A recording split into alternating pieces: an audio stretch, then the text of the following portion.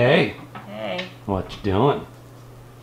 I am remodeling the fish tank. We would be so happy in there. Okay. Tell me about this tank. Actually, tell everyone about this tank. The, history of it? Well, sure. Okay. Well, when our church moved into the building they're in now, it was like a abandoned rented space, and they went in and they found this tank in there with pot plants in it. So one of the pastors took it home and had it as a fish tank until they made a mistake. Lessons learned. Lessons learned. There is a myth or a rumor that goes out in certain circles that to clean up algae in your tank, you put a cap full of bleach in it. It'll kill the algae, but it killed all the fish too. Especially when you find out that it's capful, not cupful, which is what they did. Yes, they put a cup of bleach in it. So killed all their fish, and they said, no, we don't want to deal with it. So they offered it to us for free. And so we did so much work on it. We scrubbed it, we cleaned it, got it all set up, and we've got a really nice filtration system that was given to me for my birthday, I think, a few years ago. And so we've had fish in here for a few years, but I've had problems with the lighting because I prefer to have live plants, big surprise, in my tank. And I ended up getting a plant light for it, and the plants have suffered and just struggled. And I finally just ponied up and bought a new LED plant light for the tank, but it was already so dilapidated. It's like, you know what? Let's just give it a whole reboot, remodel it, since we're getting a new light anyway, just get it ready to put plants in again. And so that's what I'm doing. And I took all the rock out, all the decorations, everything out, and I'm going through and painstakingly rinsing all of the rock because it has soil. Here, remove some of that rock. We'll show them. Oh, jeez. I know that you just put it in I there. just put it in here.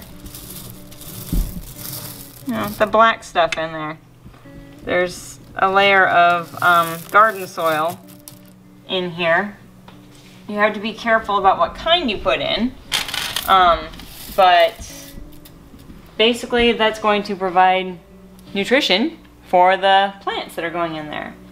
So I still have so many rocks to clean to get all the old substrate out of there, all the old fish poop out of there. I saved as much of the original fish tank water in here as possible because we did still have fish in here, which are currently living in a temporary tank on the counter. And they'll go back in here as soon as I get everything put back in and fill it up again. Nice. I have a question for you. Yes. Look at that cute couple right there. Those young people? Yes, those young people. That was a while back. A while Good back. times. Yeah, 11.5 years ago. Still love you. Still love you.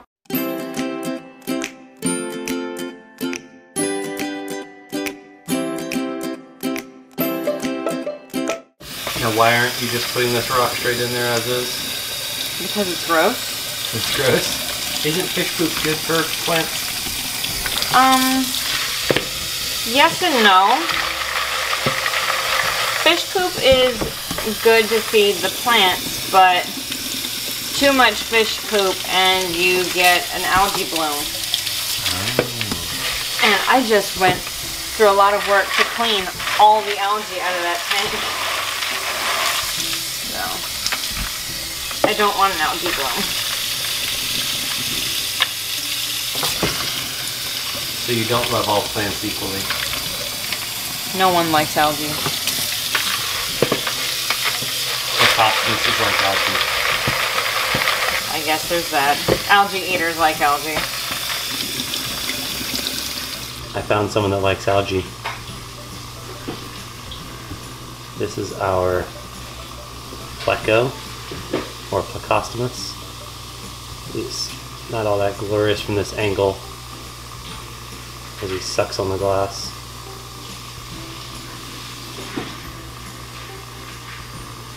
If you are an aquarium aficionado, try to guess what these are.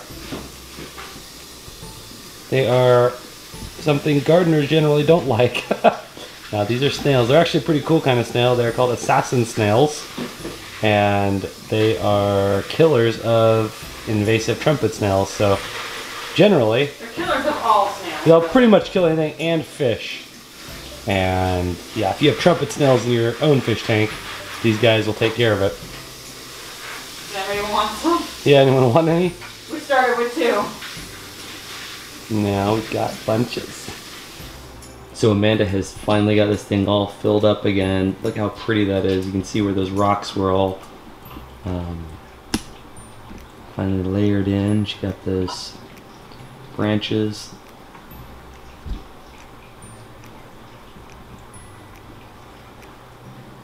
Just pretty. Now obviously it's all clouded.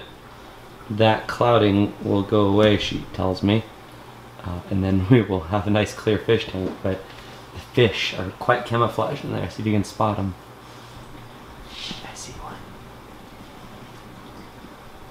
Here, fishy, fishy, fishy. That's where years of fishing experience and pleading with fish to bite my hooks comes in handy. Okay, so this is a few days later. The water has had a chance to settle down.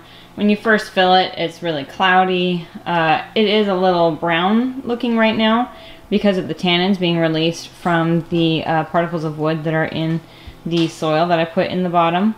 But my new light came today and it's glorious. Let's see my fishies hanging out. Now I'm going tomorrow to see my sister and we're gonna go fish shopping together. And I'm going to restock this tank with fish and hopefully some plants. We'll see what I find. But we also have some other fish in the house that are going to be moving into this tank. This is a smaller 5-gallon tank that I have that is currently housing some fish that I got from my mom's house. These guys are Endler guppies. And as you can see, there's one male in here and a whole bunch of females. But these guys are going to go in the big tank. Now the reason that these fish are going to be going in the big tank is because they're guppies. They will reproduce and they will do it well. So I'm going to move them into the big tank where some bigger fish are going to kind of keep their numbers in check. Now I realize it is a little mercenary to rely on the fish to control the numbers of the fish. But if you don't, I mean, the guppies are going to be insane. And they're not like fancy guppies where you can sell them and get money for them. They're just Endler guppies. They're not like particularly flashy. I mean, the little male in there is really nice, but they're not the ones that people are generally looking for. So instead of letting them multiply endlessly, they're going to go in the big tank where the adults will live out their lives, whatever their lifespan is, and their numbers will be under control by the larger fish that will be eating whatever small babies they have. It's just cycle of life. But I will give you an update when I'm done with my fish shopping, and I have to do probably a water change to help with the cloudiness and with the tannins. That's just something that'll go away gradually as I do water changes over time. And but yeah, so we'll come back with hopefully some new fish and some new plants.